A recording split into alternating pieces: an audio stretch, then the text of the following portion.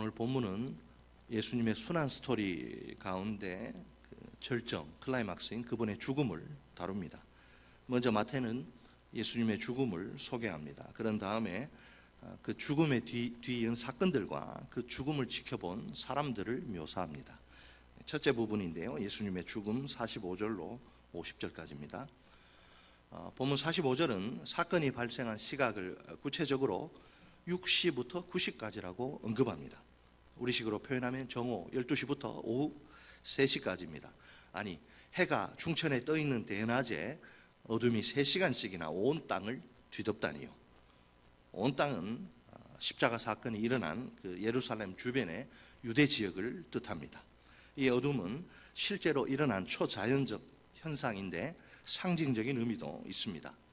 보통 구약 성경에서 어둠은 두 가지를 상징합니다. 하나는 하나님의 심판의 진노이고 또 하나는 그 진노가 초래한 엄청난 슬픔입니다. 그렇다면 예수님의 죽음은 모든 인간의 죄를 심판하시는 하나님의 진노의 결과입니다. 아울러 엄청난 고통과 슬픔을 세상에 가져오는 중대한 종말론적 사건입니다.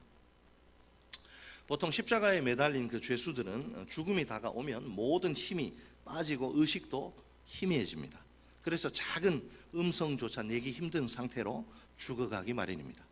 하지만 예수님은 매우 또렷한 의식과 큰 음성으로 하나님께 탄원을 드리십니다. 본문 46절에 기록된 예수님의 탄원을 들어보세요.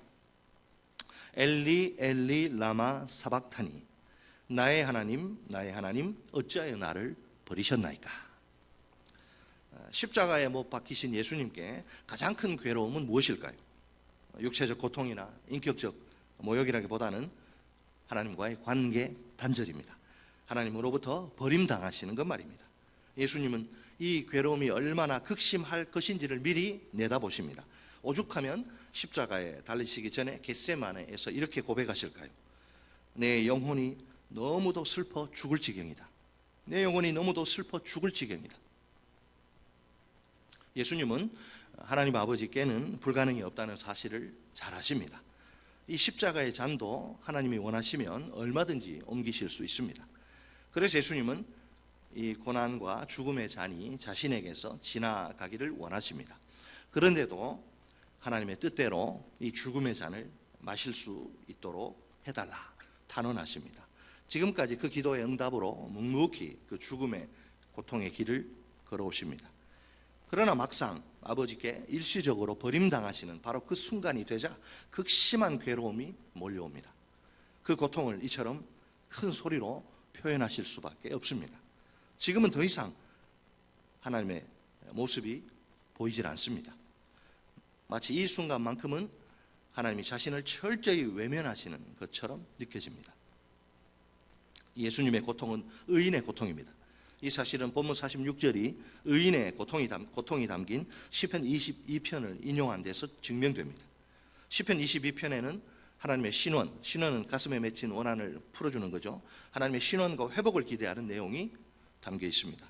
즉 예수님은 버림받으신 아들로서 진노의 잔을 마셔야 하는 고통을 호소하십니다. 그렇지만 그분의 부르짖음 이 절규에는 하나님의 신원에 대한 억울함을 풀어주시는 것에 대한 믿음이 녹아 있습니다. 그러니까 이게 절망과 원망의 절규가 아닙니다. 하나님의 구출을 신뢰하시며 부르짖으시는 애타는 탄원입니다.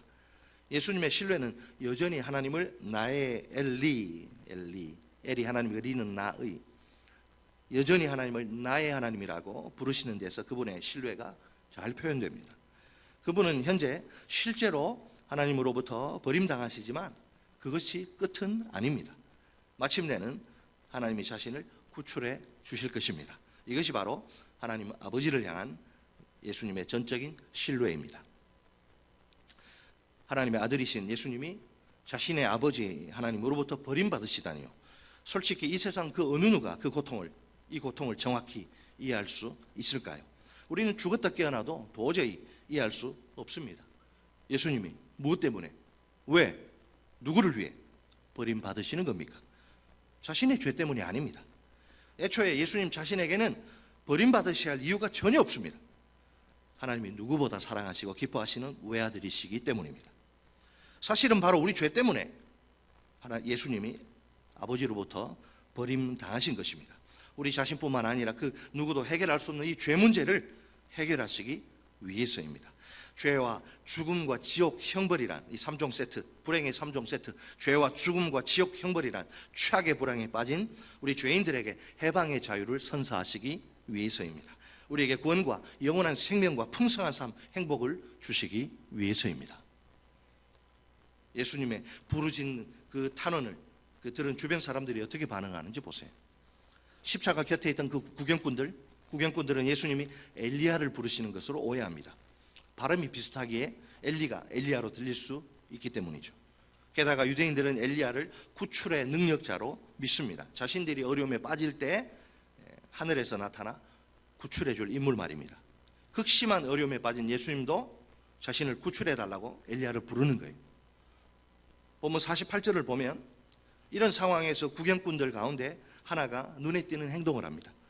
해면에 신 포도주를 적셔서 막대기에 꿰어서 예수님 마시도록 준 거죠. 동정심 때문이 아니라 생명을 좀 더 연장하려는 의도가 엿보입니다. 정말로 엘리야가 와서 구출해 주는지 알아보려고 그런 것이죠. 아무리 그렇다 해도 이것은 진정한 기대라기보다는 조롱에 가깝습니다. 물론 기대든지 조롱이든지 아무런 의미가 없기는 마찬가지예요. 구경꾼들이 오해하는 것처럼 엘리야가 예수님을 구하러 오는 게 아닙니다. 예수님이 간절히 부르신 존재는 엘리야가 아니라 아버지 하나님이시죠. 따라서 하나님이 직접 예수님을 구하실 것입니다. 십자가에서 온갖 모욕과 고통을 당하고 죽도록 아들을 버려두신 하나님이 아니십니까? 그러나 그 어떤 영화보다 더 드라마틱한 감동적인 엄청난 반전이 곧 펼쳐질 것입니다. 이 반전의 제목은 죽음에서 부활로입니다. 무엇에서 무엇으로요? 죽음에서 부활로. 무덤은 죽음의 세력은 사탄 마귀는 예수님을 절대로 계속 붙들어 둘 수가 없습니다. 무덤에 묻히신 예수님이 사흘 만에 죽음의 권세를 깨뜨리시고 이기시고 다시 살아나실 것입니다. 예수님 자신이 예전에 반복적으로 예고하신 그대로 말입니다. 예언의 성취대로. 본문 50절에 따르면 이제 예수님이 다시 큰 소리로 부르짖으십니다. 이 두 번째 부르짖음을 끝으로 예수님의 영혼이 떠나십니다. 이 떠나시니라 표현은 직역하면 영을 내어놓으셨다. 영을 내어놓으셨다. 예수님의 죽음이 자발적이란 사실을 강조하는 겁니다. 예수님은 하나님께 받으신 자신의 생명을 자신의 의지에 따라 그분께 돌려드리십니다. 누가복음에 기록된 내 영을 아버지의 손에 맡깁니다 라는 탄원과 같은 내용입니다. 예수님은 그 누구의 도움도 거절하신 채 홀로 십자가에서 죽음을 최후를 맞이하십니다. 그것도 사랑하시는 아버지 하나님의 철저한 외면 속에서 쓸쓸하게 말입니다. 두 번째 파트 사건들과 사람들 51절 56절 예수님이 돌아가시자마자 하나님이 사랑하시는 아들의 죽음에 반응하십니다. 본문 51절 53절에 가면 그 반응은 놀라운 미라클, 기적들입니다. 이 기적들은 현재까지 조롱당하신 예수님의 신분을 입증해 줍니다. 우선 본문 51절을 보면 그 성소 휘장이 어떻게 돼요? 위로부터 멀쩡하던 그 성소 휘장이 갑자기 위로부터 아래까지 쫙 찢어져서 둘이 됩니다. 헬라어 본문에는 여기 앞에 그리고 보라라는 표현이 맨 앞에 나옵니다. 하나님의 신적인 개입을 강조하려는 의도가 분명합니다. 자연적으로는 절대 될 수 없다. 사람의 힘으로는 성소 아무나 못 들어가는데 사람의 힘으로는 성소 휘장을 위에서부터 아래까지 쫙 찢을 수 없기 때문입니다. 하나님이 친히 행하신 일이 틀림없겠지요. 대다수 학자들은 이 성소와 지성소를 구분하는 내부 휘장이 찢어진 것이라고 봅니다. 아무튼 이 기적에는 특별한 세 가지 의미가 있습니다.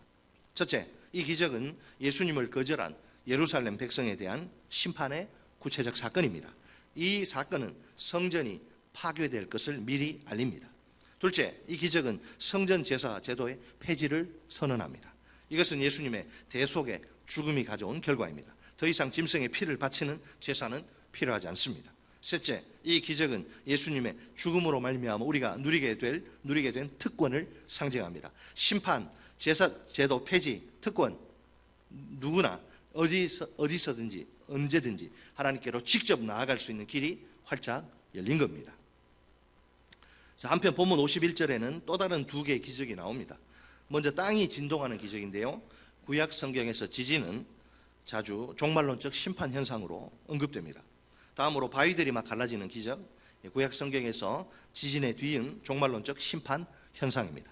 예수님의 죽음이 그분을 거절하고 대적한 세상의 악의 세력에 대한 심판 사건이라는 뜻입니다. 자, 그러면 예수님의 그 죽음을 지켜본 사람들의 반응은 어떨까요? 예수님의 죽음 이전까지는 그분을 조롱하는 사람들만 계속 나오죠. 하지만 예수님의 죽음 이후에는 긍정적인 반응을 보인 믿음의 사람들이 나옵니다. 첫째 부류는 로마 백부장과 군인들입니다. 자, 본문 54절 말씀, 우리 54절 같이 한번 읽어보겠습니다. 54절 시작. 백부장과 및 함께 예수를 지키던 자들이 지진과 그 일어난 일들을 보고 심히 두려워하여 이르되 이는 진실로 하나님의 아들이었도다 하더라. 아멘. 원래 로마 백부장과 군인들 뭐 하는 사람들이에요? 예수님의 십자가 처형을 집행한 담당한 자들이죠. 이런 사람들이 십자가에서 죽은 죄수인 예수님을 보고 놀라운 신앙 고백을 내놓다니요, 진실로 이 사람은, 정말 이 사람은 하나님의 아들이었다. 분명 백부장과 군인들은 예수님을 십자가에 못 박을 때까지만 해도 유대인의 왕이라 비난하고 조롱하던 사람들입니다. 지나가던 자들과 대제사장들처럼 말입니다. 그러나 그 후 일어난 신비한 현상들을 목격하고서는 180도 달라집니다. 드디어 예수님께 대한 자신들의 이해와 입장이 완전히 바뀐 것입니다. 사실 여러분, 로마인들에게 하나님의 아들은 누구죠? 로마 황제인 카이사르를 가리킵니다. 카이사르를 신이 보낸 아들이라고, 하나님의 아들이라고 이야기하는데, 그런데 백부장과 군인들은 황제가 아니라 십자가에 달려 죽은 죄수가, 나사렛 예수가 하나님의 아들이라는 사실을 깨닫습니다. 알고 보니까 하나님의 아들이라는 호칭을 자기들이 이제까지 잘못 사용한 거예요. 오히려 그 호칭은 예수님의 진정한 신분을 나타내는 도구인 겁니다. 자, 놀랍게도 예수님의 죽음 이후에 긍정적인 반응을 보인 사람들이 또 있습니다. 둘째 부류는 누구예요? 예수님의 그 죽음의 현장을 끝까지 떠나지 않고 지킨 여인들입니다. 예수님을 죽기까지 따르며 부인하지 않겠다고 호언장담한 제자들 어디 갔어요? 전부 남자들이죠. 남자들이면 남자들. 하지만 호언장담과는 달리 그들은 모두 결정적인 순간에 부끄러운 실패를 맛보고 맙니다. 다 예수님을 배반하거나 버리고 도망치거나 부인하고 떠납니다. 이런 상황에서 예수님의 죽음의 현장에 여인들이, 여자들이 그들 자리를 대신하고 있어요. 대신하고 있습니다. 있어야 할 자들은 도망가고 굳이 없어도 될 사람들이 있는 거예요. 이 얼마나 충격적인 현실이란 말입니까? 예수님을 섬기며, 평소에 예수님을 섬기며 갈릴리에서부터 따라온 많은 여자들이 그 주인공입니다. 남자들은 큰 소리나 치고 폰만 잡을 줄 알았지 충성도에서 여자들보다 한참 못하네요. 하여튼 여자들 보고 뭐라 할 게 아니라 남자들이 정신 차리고 잘해야 합니다. 자, 오늘 본문을 통해 우리가 마음 깊이 새겨야 할 하나님의 메시지는 무엇입니까? 두 가지입니다. 첫째, 죄인들을 향한 하나님의 사랑입니다. 하나님은 하나뿐인 자신의 소중한 아들을 버리시기까지 우리 죄인들을 사랑하십니다. 이 얼마나 아프고 슬픈 사랑이란 말입니까? 그토록 기뻐하시고 사랑하신 독생자 예수님이 십자가에 높이 매달리신 상황입니다. 그럼에도 불구하고 하나님은 그 아들을 철저히 외면하시고 완전히 침묵하십니다. 그 최악의 고통 속에서 아들이 얼마나 절박하게 아버지를 찾고 또 애타게 부르짖습니까? 나의 하나님, 나의 하나님, 어찌하여 나를 버리셨나이까? 하나님이 이 아들의 절규를 못 들으실 리가 없어요. 우리 귀를 지으신 하나님이 못 들으실 리가 없습니다. 비록 표현은 하지 않으셔도 하나님 아버지의 마음은 말이 아니에요. 죄에 대한 저주와 진노 속에서 참혹하게 죽어가야만 하는 자기 아들이 아닙니까? 그런 아들의 모습을 처음부터 끝까지 가만히 지켜보실 수밖에 없는 아버지예요. 하나님 아버지가 그 아들을 위해서 해주실 수 있는 일은 아무것도 없습니다. 당연히 아버지라면 여러분, 아들이 고통 가운데서 죽어가는데 도와주고 싶겠지요. 이 세상에 어느 아버지가 그 상황에서 나 몰라라 하며 뒷짐이나 지고 있을까요? 설사 불구덩이 속이라도 아들을 구할 수만 있다면 뛰어들고 싶지 않을까요? 슬프게도 우리 하나님은 그러실 수가 없습니다. 그냥 아들이 그렇게 끔찍한 육체와 영혼의 고통 가운데서 죽을 때까지 그냥 가만히 계셔야만 합니다. 아들의 목숨이 완전히 끊어질 때까지 철저히 외면하시고 냉정히 침묵하셔야 합니다. 그 마음이 얼마나 갈기갈기 찢어질까요? 도대체 왜요? 왜 그렇게 하셔야만 합니까? 이유는 딱 하나밖에 없습니다. 우리같이 부족하고 허물 많은 못난 죄인들을 아주 특별히 사랑하시기 때문입니다. 그 사랑이 뭐라고 꼭 그렇게까지 하신단 말입니까? 솔직히 우리에겐 그런 엄청난 사랑을 받을 만한 자격이나 가치가 처음부터 없어요. 그러므로 도저히 이해할 수 없는 사랑입니다. 그 신비한 사랑 때문에 하나님은 우리가 죄와 죽음과 지옥 형벌에 떨어지는 것을 차마 볼 수 없으십니다. 사도 바울은 이 위대한 하나님의 사랑을 로마서 5장 9절에서 이렇게 노래합니다. 우리가 아직 죄인 되었을 때에 그리스도께서 우리를 위하여 죽으심으로 하나님께서 우리에 대한 자기의 사랑을 확증하셨느니라. 아직도 하나님이 나를 얼마나 사랑하는지 모르시겠다고요? 그 사랑이 의심된다고요? 그 사랑이 느껴지지 않는다고요? 십자가에 달리신 주님을 보세요. 그러고도 그런 말이 나올 수 있는가? 십자가 처형 현장에는 다양한 사람들이, 구경꾼들이 모여 있습니다. 부정적인 반응을 보이는 사람들 많고 긍정적인 반응을 보이는 사람들도 있습니다. 그러나 이 모든 장면을 그 누구보다 관심 있게 주의 깊게 지켜보시는 한 분이 계십니다. 그분은 바로 예수님의 아버지, 곧 하나님 아버지십니다. 예수님을 그 십자가 죽음의 현장으로 보낸 장본인이십니다. 솔직히 말해 하나님 아버지의 마음이 결코 편할 리가 없습니다. 아들 이상으로 처절하게 아파하며 숨 죽인 채 흐느끼는 하나님 아버지십니다. 오늘 내 귀에 이 하나님의 피 맺힌 울음이 들립니까? 지금 내 눈에 하나님의 눈에서 쏟아지는 피눈물이 보입니까? 이 시간 내 영혼에 하나님의 갈기갈기 찍힌 마음이 느껴집니까? 울음을 들으세요. 피눈물을 보세요. 마음을 느끼세요. 나를 위해서 죽으신 하나님의 아들, 나를 위해서 그렇게 죽이셔야만 했던 자기 아들. 둘째, 죄인들을 위한, 첫째는 죄인들을 향한 하나님의 사랑, 죄인들을 위한 하나님의 은혜입니다. 예수님의 십자가 죽음과 동시에 성전 휘장이 찢어져서 둘이 됩니다. 그 결과 지성소의 길이 활짝 열립니다. 원래 지성소는 하나님의 임재의 자리입니다. 아무나 함부로 들어가면 즉사합니다. 바로 죽습니다. 아무나 함부로 들어갈 수 없는 거룩한 곳이에요. 누가 감히, 오직 대제사장 한 사람만이 염소의 피에 힘입어서 1년에 딱 한 번만 들어갈 수 있습니다. 그런데 이제 염소의 피가 내다본 목표를 예수님의 십자가의 죽음으로 성취하십니다. 지성소를 가로막고 있던 휘장이 위로부터 아래로 쫙 찢어지게 된 것입니다. 그리하여 지성소에 들어가는 길이 우리에게, 죄인들에게 열리고 맙니다. 이제 더 이상 대제사장만 염소의 피에 힘입어 들어갈 수 있는 지성소가 아닙니다. 누구든지 예수님을 따라 그분의 피에 힘입어 어디서나 언제든지 들어갈 수 있는 하늘 보좌입니다. 우리 죄인들이 항상 예수님의 보혈을 의지해 하나님께 나아갈 수 있다네요. 이것이 얼마나 큰 은혜란 말입니까? 이제 죽지 않아요. 나아가도 두드려 맞아 죽지, 거룩에 두드려 맞아 죽지 않습니다. 예수의 피가 우리를 인도하는 거죠. 기본적으로 우리가 인정하는 사실이 하나 있죠. 하나님을 만나는 것이 이 세상 무엇과도 비교할 수 없는 축복이라는 사실 말입니다. 여러분 믿습니까? 내가 하나님을 만나는 것이 이 세상 무엇과도 비교할 수 없는 최고의 축복인 줄 믿으십니까? 모든 좋은 것들이 하나님의 공급으로 우리에게 주어지기 때문입니다. 그래서 하나님을 만나고 그분과 교제하는 것이 이 세상에서 가장 수지 맞는 일입니다. 예수님의 십자가는 하나님의 사랑입니다. 그렇지만 하나님이 우리만 그토록 사랑하시는 게 아닙니다. 아직도 하나님께로 돌아와야 할 그분의 백성들이 우리 주변에 대단히 많습니다. 그들을 향한 하나님의 마음은 우리가 죄인으로 있을 때 우리를 향해 가지신 마음과 똑같습니다. 오늘도 하나님은 우리를 사랑하신 그 사랑으로 다른 죄인들을 사랑하십니다. 그들도 우리처럼 하나님의 사랑을 깨닫고 예수님을 영접해야 합니다. 그래야 구원받은 하나님의 자녀가 될 수 있습니다. 오늘 하나님은 우리를 영혼 구원 역사 가운데 도구로 사용하길 바라십니다. 우리에게 절실히 필요한 것은 한 영혼을 지극히 사랑하시는 하나님의 마음입니다. 이 하나님의 마음이 있어야 비신자들이 비로소 구원받아야 할 영혼들로 보입니다. 그래야 우리가 그들을 VIP로 품고 기도하며 그리스도의 사랑으로 섬길 수 있습니다.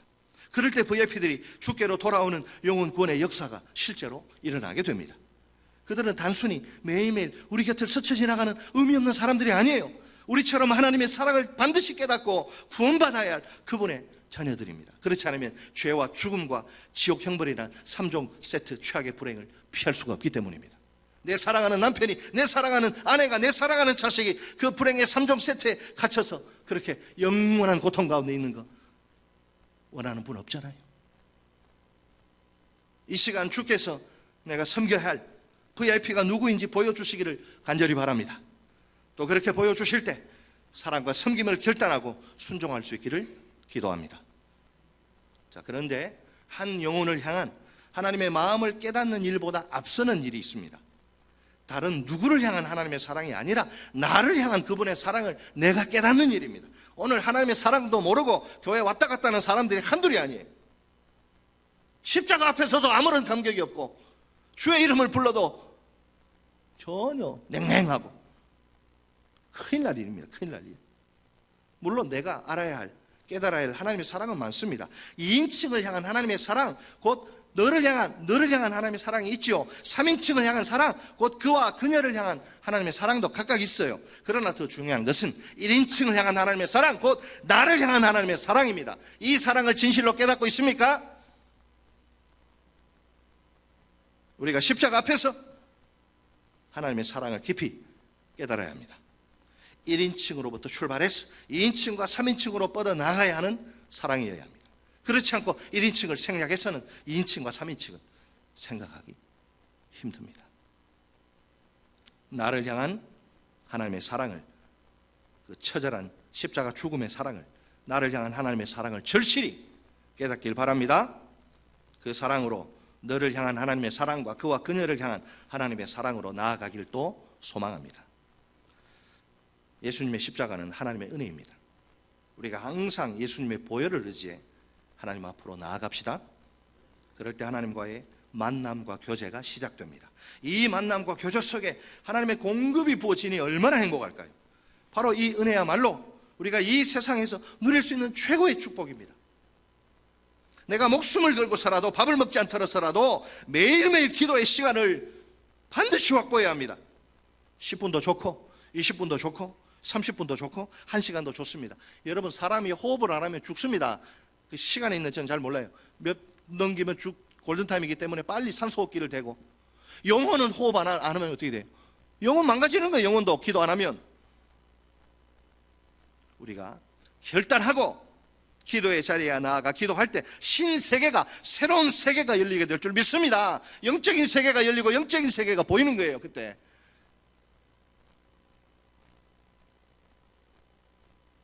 우리 열심히 기도합시다. 매일매일 정하세요. 일주일에 내가 매일매일 내가 몇 분씩 어디에서 기도할 거예요. 그리고 체크를 하셔야 돼요. 하나님이 주신 이 최고의 축복을 실제로 풍성히 누리며 살 수 있기를 바랍니다. 기도 많이 해야 됩니다. 기도 오래 많이 뜨겁게 간절히 해야 됩니다.